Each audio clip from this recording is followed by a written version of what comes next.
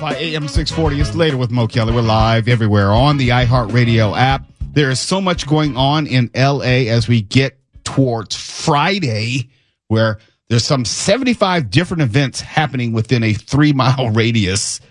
And if you want to drive anywhere in LA or near downtown LA in Inglewood, just say no. Don't even try to do it. But we have a Metro update. They're going to try to scan your body to see if you're carrying concealed weapons. We'll see how that's going to work or not work. And we have a list of the rattiest cities, the cities with the most rats. And you know, if we're doing it, there is a California tie to that. And you know how I feel about coyotes. Did you hear the story about the Irvine boy who was bitten on the way to school, 10 years old, bitten by a coyote, but I'm the bad guy for wanting to run it down? I'm the bad guy? We'll talk about that. But I want to start tonight where I began last night. Last night, we told you how the Los Angeles Times had declined to endorse either presidential candidate. And there was speculation that there was internal pressure or an internal decision forbidding the editorial staff, the editorial board, from making any type of endorsement. And I was talking to Mark Ronner. We knew about the owner of the Los Angeles Times, and I was speculating, I'm not going to speak for Mark, but I was speculating that there might have been some sort of concern about maintaining or growing a relationship with Elon Musk. I know that there were some tweets that were sent back and forth between the owner of the Los Angeles Times, Patrick Soon-Shiong, and also Elon Musk.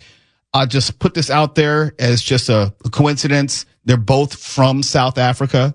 Patrick Soon-Shiong, he's a minority owner of the Lakers, so it's very layered. There are a lot of tentacles to the story.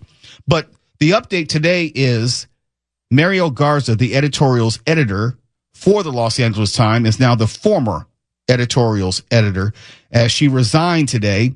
And it's explicit now that the newspaper's owner had blocked the editorial board's plans to endorse Vice President Kamala Harris for president.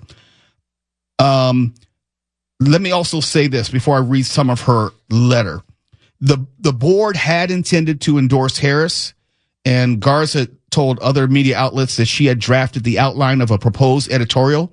She had hoped to get feedback on the outline and was taken aback upon being told that the newspaper would not take a position. Let's go into her resignation letter and what she was thinking about. And also, before that, let me give some history about the LA Times and their editorial endorsements. The Times, historically, if people don't know, it was a Republican newspaper. It endorsed the GOP nominee in every election from its founding in 1881 all the way up through Nixon's re-election campaign in 1972. But then the demographics of Southern California changed. The ownership of the paper changed. And then in 2008, which is relatively recent in terms of larger history, the paper endorsed Barack Obama, the first Democratic nominee for president to win its support in its history. And since that time, it's gone on to endorse the Democratic nominee in 2012, 16, and 20. And here is a bit of the resignation letter from Mariel Garza. Ever since Dr. Soon-Shiong vetoed the editorial board's plan to endorse Kamala Harris for president, I, as in Mariel, have been struggling with my feelings about the implications of our silence. I told myself that presidential endorsements don't really matter, that California was not ever going to vote for Trump, that no one would even notice, that we had written so many Trump is unfit, quote unquote, editorials, that it was as if we had endorsed her. But the reality hit me like cold water Tuesday when the news rippled out about the decision not to endorse without so much as a comment from LA Times management. And Donald Trump turned it into an anti-Harris rip. Of course, it matters that the largest newspaper in the state and one of the largest in the nation still declined to endorse in a race this important. And it matters that we won't even be straight with people about it. It makes us look craven and hypocritical, maybe even a bit sexist and racist. How could we spend 8 years railing against Trump and the danger his leadership poses to the country and then fail to endorse the perfectly decent Democrat challenger who we previously endorsed for the U.S. Senate? It goes on and on and on, but she ends with this.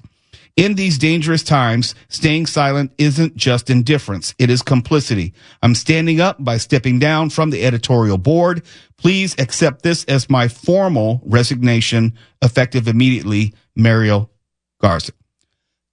This goes back to what we were saying yesterday, Mark, and I'm going to bring you in as someone who has print media experience working for the Seattle Times. I have always been concerned about outside forces and influence on print media making news and editorial decisions. We're not talking about a cable channel which is guided by different parameters. Print news, broadcast news, they have different standard practices and different expectations, different guidelines. What say you? It crosses a serious line when an owner interferes in the day-to-day work of the journalists at the paper. And I should clarify one thing. This issue is not about who they support or who anybody supports. It's about rich people and foreigners interfering with the free press and interfering with elections. And in this case, rich foreigners. I don't know why we allow that. Well, we allow it because we are not willing to do anything about it. Not only is it's not just about the LA Times. This is going on in other broadcast stations, in other print news media, and other outlets. This is just a glaring example of an owner whose personal politics have now been imposed on the outlet, which should have nothing to do with his personal politics. He's the owner. He's not a part of the editorial board. He is not a part of the news staff. And exactly. Historically, there's always been a partition in between the two. Yeah, wall of separation. This is a major breach, and good on this editor for doing it. I was just reading CJR, the Columbia Journalism Review, which is kind of the periodical Bible of the industry, or at least one of them. She says, I'm resigning because I want to make it clear I'm not okay with us being silent in dangerous times. Honest people need to stand up. This is how I'm standing up. Good on her for that, because like we talked about yesterday, the journalism industry is shrinking like musical chairs. There's no extra jobs. There are fewer jobs every year, every month. So this is an act of courage on her part, and good on her. I wonder if this is not the death knell for the LA Times. It was already on thin ice for financial reasons. It has long had a credibility problem, saying nothing of this recent incident or having anything to do with politics. The LA Times is a shadow of the paper that it was when I was a child. They all are, though. It's hard to say, because some papers continue to do well.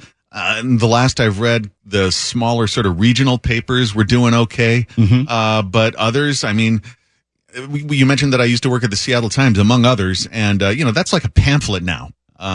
There's just not much left to a lot of newspapers. So moves like this just accelerate the extinction that's already going on. Absolutely. Cannot disagree with any of that. It's Later with Mo Kelly. We have a Metro update when we come back.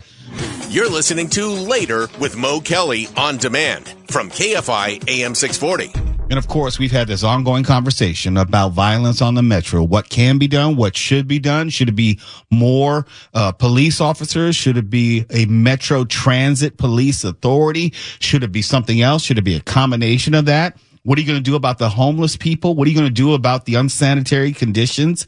All of those things are connected, but you have to at least, on some level, protect the passengers. You have to make it safe for men, women, and children. It can't be something where you're rolling the dice and hoping to get to your appointed destination, be it work or even back home, and not get stabbed, not get shot, not get attacked, not get defecated on, not have to deal with a lot of these issues, which are just endemic. It happens just about every single day. In fact, it probably does happen every day. We're just not aware of it. I'm sure that there are a lot of incidents which are not reported after a certain point.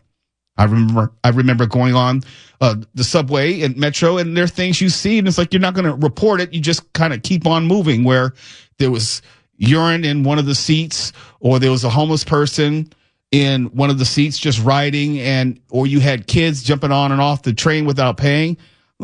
Not all that stuff is going to be reported, but now it's to the point where something needs to be done. We've had Mayor Karen Bass saying that she wanted to have a car-free Olympics. I don't know how feasible that is or realistic, But Metro is trying to take one of these steps with limiting the number of weapons which might make their way onto one of the trains. And I say trains because this is only for the trains at this point. Let's hear a little bit about it. Taking a look at a couple of different types of systems. Behind us, you can see one of them, and it looks a lot like something you'd see maybe at a Dodger game or a concert. Folks walk through, and any type of concealed weapon would hopefully signal the folks who are monitoring. And take a look. You can kind of see how this works here. Now, this is one of the systems they're testing, and they tell me that this week they will be using it here. Yesterday was day one, and they did pick up a box cutter using this system. Let's give you a closer look now. One box cutter. Caught one. All right, that's a start. All righty. Box cutter using this system. Let's give you a closer look now at the demonstration that they provided a little bit earlier today. This is something that the Metro Board has been talking about putting into effect for a while. They are expected now to assess the technology through December and to consider whether to expand the use of this across other parts of the transit. Wait. They're going to assess it through December and then decide whether it's going to be used elsewhere. So if it fails the test between now and Christmas, then they got to start all the way over? Is that what I'm being told? That's what it sounds like I'm being told. December and to Yeah, that's what they're saying. They are expected now to assess the technology through December and to consider whether to expand the use of this across other parts of the transit system. Now, when they say expanded across other parts of the transit system, right now they're talking about unveiling it at Union Station, downtown. That's kind of the hub for all the subway trains. That's fine, but if you've ever ridden the subway, you know that there are a number of stations which are above ground, and they are just open. They're open air. There's nothing stopping people from walking up to a platform or the pickup point. There's no place where you can put one of these detectors. It's just completely open. If they're only going to scan or screen at certain points along the line and not every stop along the line, then you're not really limiting the number of weapons which may get on the train. As soon as I know that the scanner is only at Union Station, well, what does that tell everybody? Do not try to get on the train with your weapon where? At Union Station. Outside of that, you can get on wherever you want, carry whatever you want. And I know it can't be everywhere, but since I am someone who's actually ridden the trains before, I know a lot of its weak points. It's exposure points. You can get on the train just about anywhere and not be inconvenienced by this technology.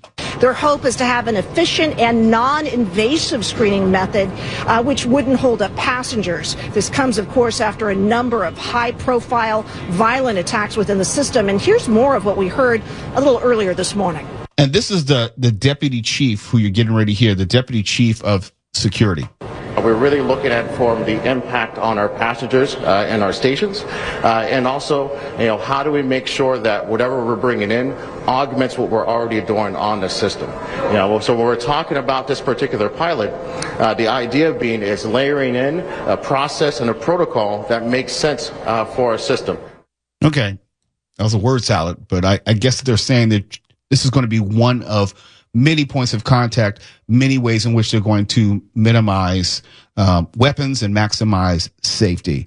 But we won't know if this is actually going to be implemented transit-wide until next year. So the freeway entry points where you can get on. Like the 110? Yeah. The 110. Uh-huh. So there's nothing there. Nope. There's nothing on any of the hubs along the route. But even if they were to put this like at the Hollywood and Highland stop, the North Hollywood stop, even if you put it at the major complexes where you have a lot of travel, what happens in between? Because most of these individuals who will be getting on aren't going through those stations. Why? Because that's where the most police are. That's where the most security is. Blah, blah, blah, blah. They're getting blah, on blah, like I did in Compton. Yes, they're getting on at a stop along the route. That is where people are getting stabbed and beaten up. Stops along the route. There's rarely attacks at actual stations. Yeah. to your point, that's where you will find the most police, the most transit security. If you're at Metro Center or Union Station or Universal City, those big hub points where you might have more than one train intersecting.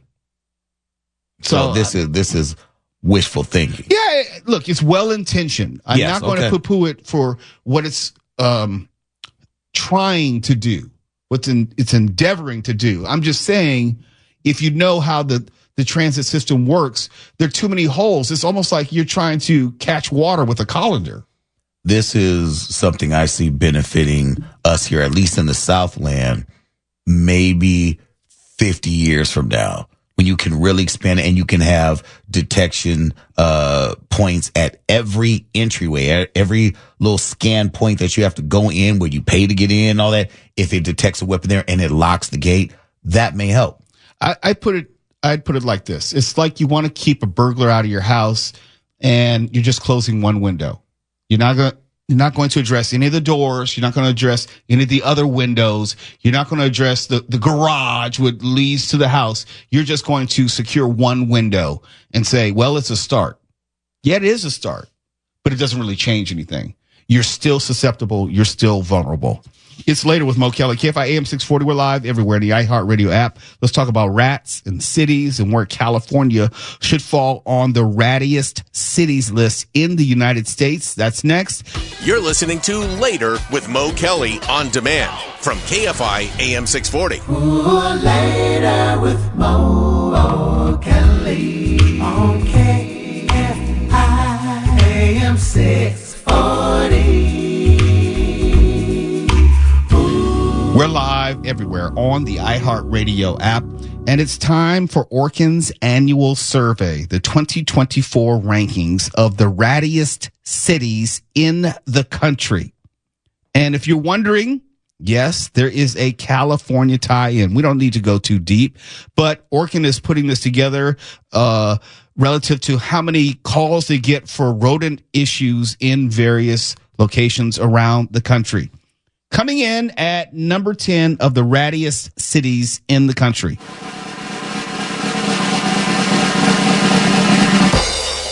Cleveland, Ohio. Yeah, that tracks. Yeah. Cleveland's just a dirty city. And I can say that because I've been there on multiple occasions. Yes. Number 9.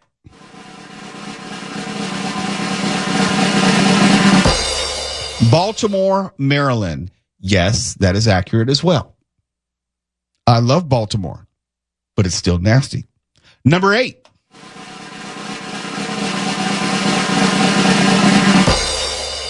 Detroit, Michigan.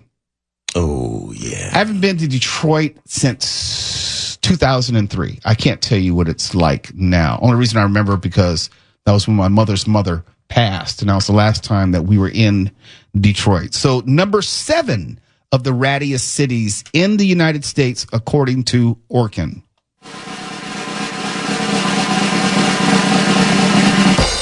The city of brotherly love, Philadelphia. Sadly, yes. Okay, you can vouch for Philadelphia. I love it. But yeah. Ooh. Number 6. This kind of surprised me. I've been here before many times. Denver. It kind of surprises me is that Denver is on the top 10 rattiest cities. Number 5.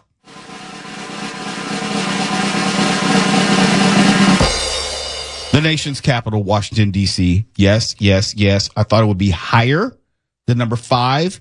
In fact, I thought that they had cleaned it up in recent years, but clearly not. Number 4.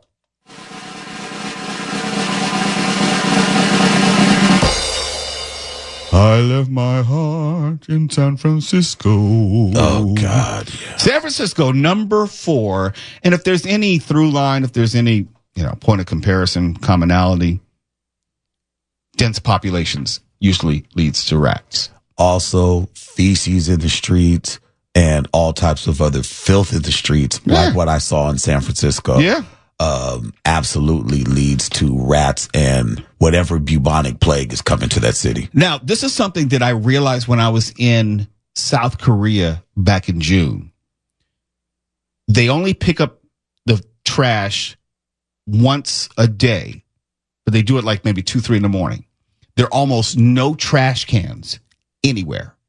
Like you will have to hunt to find somewhere to deposit your soda can or something like that. Usually the business will just take it from you and they'll put it in like bags and whatever. They put out the trash at the end of the night, but you don't see any vermin because they don't let trash sit for days upon days. There is no such thing as a dumpster. I didn't see a dumpster in the whole country, and I went from the top to the bottom to the top, from Busan all the way to Seoul. No alleys with dumpsters? No.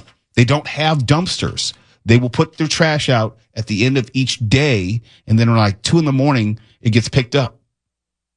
No, you don't have like if you go out in the street and you'll see this trash receptacle that they empty once a week. None of that. And also you don't see any vermin. You don't see any rodents. You don't see any of that. Wow. And also you don't have birds hovering and bird crap fall on you because it's not like a constant food source that they're utilizing. San Francisco is number 4. Coming in at number 3 of the rattiest cities in the United States. Start spreading the news. I'm leaving today. New York, New York. I actually thought New York would have been number 1 because they have a legendary rat problem. And if you've ever been to New York, especially in the summer, it is one of the filthiest cities around. You combine the filth with the humidity and the trash, which is not picked up every day, and you can see why rats would be everywhere in that city. Surprisingly enough, New York is coming in at number 3 of the rattiest cities in the country, according to Orkin. I wonder what number 2 is.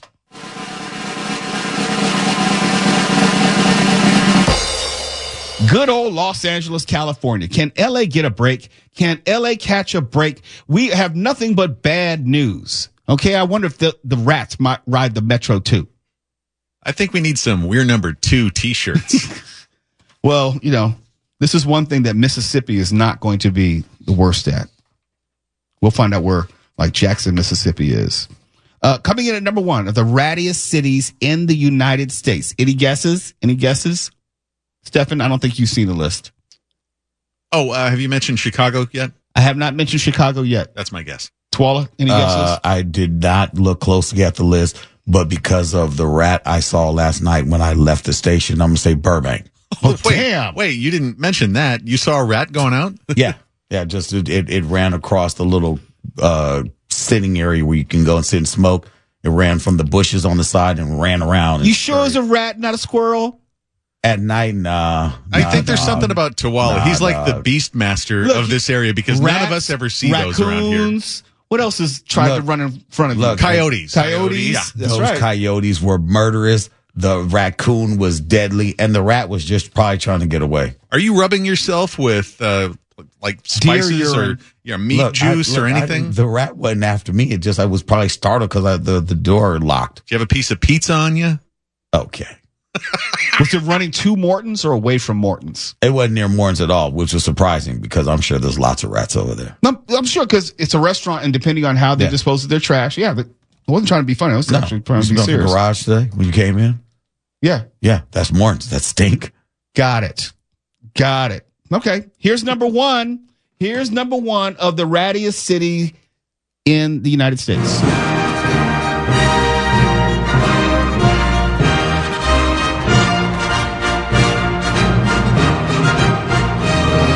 And Mark was spot on. It is Chicago, Illinois, the rattiest city in the United States.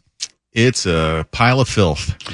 Just so you know, coming in number 50 of the top 50 cities was Greensboro, South Carolina. Syracuse, New York was 48. I'm just jumping around. Kansas City was 45. Flint, Michigan was 42. Portland, Oregon was 38. Nashville, 36. Phoenix was 32. Honolulu, interestingly, 29. Houston, 25. Miami, 23. Dallas, 22. Pittsburgh, 21. As far as California is concerned, Sacramento is number 20. San Diego was number 18. Atlanta was 16. I thought there'd be more rats in like Milwaukee than Atlanta, but I guess not. Seattle was number 14. Mark. That makes perfect sense. I Really? mean, it's a port city. Okay. Boston was 12. Minneapolis 11, and the top 10. And producer Lindsay, Number 44, who was number 44? Champaign. Champaign, Illinois. You lived there for a while? I did. I lived there for a year. Were there a lot of rodents? Oh, yeah. So many. Okay. All right. My condolences. I don't know why anyone would want to live in Champaign, Illinois, but, life takes us places we have no control sometimes. Tuwala ended up in Erie. I don't know if he wanted to live there, but There were Both no rats escaped. in Erie. They escaped. They're here now. Okay. They no won. rats in Erie, Did though. win. no rats in Erie? No, surprisingly, no rats in Erie. But on the drive to Cleveland, which I used to do weekly, nothing but rats. Okay. Yeah. And Stefan, any rats where you are? I'm being honest. I haven't seen rats where I am. I'm being serious. Yeah, I haven't come across rats. We have more of a cat problem, honestly. Yes, we have cats and coyotes, Yeah. not rats. And maybe because the coyotes and the cats are eating the rats. How are cats a problem, though? They're cute. No, not these cats. Well, These that's are feral straight. cats. Yeah. Yeah. Even still. Oh, gosh. KFI AM 640. We're live everywhere on the iHeartRadio app. We're going to talk about a coyote and the city of Irvine when we come back. You're listening to Later with Mo Kelly on demand from KFI AM 640. KFI Mo Kelly. I'm not a fan of coyotes. I have too many schnauzers. They mean the world to me. They mean the world to my wife. They are family members. And when I'm at work, and when my wife is at work, and there's no one watching the house, one of our sons is not near, we worry about them because we have coyotes all through our neighborhoods. I mean, all through. You can look at our security videos, and I show them to Tuwala, and you'll see them. They will travel in packs 3 or 4 at a time. They are predators. They are hunters. They will kill small animals, and they will attack small children. And one time I said, hey, if I get the opportunity and there's a coyote in the road and maybe not paying attention, I will run its ass down. And I received such hate for that. I was like, how could you do that? They're one of God's creatures. You're just an animal. You're a monster that you would run down a coyote? Yes, I would run down a coyote and back up over it so I could hear the thump and thud again to make sure his ass is dead. Because that coyote could be the animal which attacks my dogs. And we can't have that. And I got more hate for saying that. I'll probably get hate tonight for saying it. But I mean every word. And then there's this story about a 10-year-old boy who was riding his bike on the way to school, which says to me, coyotes, not necessarily nocturnal, not afraid of people, will come out to an area in which there are a lot of small people, i.e. a school, and also attack. Now, we can wait for something really bad to happen to someone's child, and obviously, someone's pet, or you can do something about it now. In this instance, the child was not seriously harmed, but it lets you know that coyotes are not afraid of people. Authorities are trying to locate a coyote that bit a 10-year-old boy in Irvine yesterday morning. Police say it happened on Pathway near Portola Springs Elementary School. The boy was riding his bike to school when he stopped to take off his jacket. That's when the coyote bit him on the leg. Fortunately, that child was not seriously injured. And let me just say this. It is really something. I was listening to that audio over and over again, and then I realized, wow, kids still ride their bikes to school unattended. When I was a kid, it wasn't a big deal. But in today's world, to be able to ride your bike to school as a 10-year-old, you wouldn't be doing that in my neighborhood. I can't speak for Mark's neighborhood. I can speak for Tuwala's neighborhood. And I can speak for Stefan's neighborhood. We would not let a 10-year-old ride their bike to school. No, nothing we did when we were kids would be permissible today. Unthinkable. It'd be child abuse and neglect. The whole idea of a latchkey kid is neglect. Yeah. That you would have a child unattended at home with keys to come and go, no one watching over them? Can't do that anymore. Got to have daycare. Got to have some sort of after-school care. Take them to the Boys and Girls Clubs. But you can't leave a child home unattended. Can't leave them in the car. Might die in a hot car. Might run across a coyote. That too. Am I wrong, Mark, for wanting to run down a coyote if I see one? Yes, you're a sociopath. Okay, that's fine.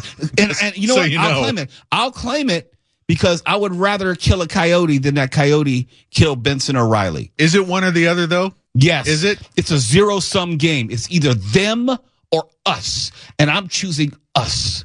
I'm choosing my dogs. I'm choosing my pets, my family members. The coyote doesn't have any business being there, okay?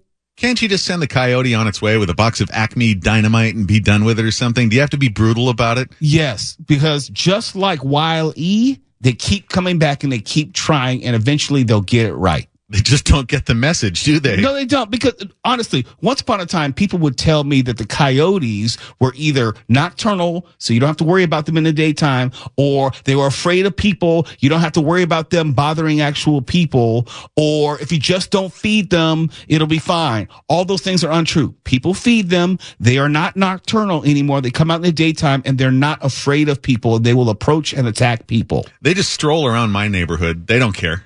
Broad daylight, don't they? Yeah, they just walk around. And in fact, a couple times I followed them around in the car and filmed them just so I could go home and be like, can you believe this? Look at this.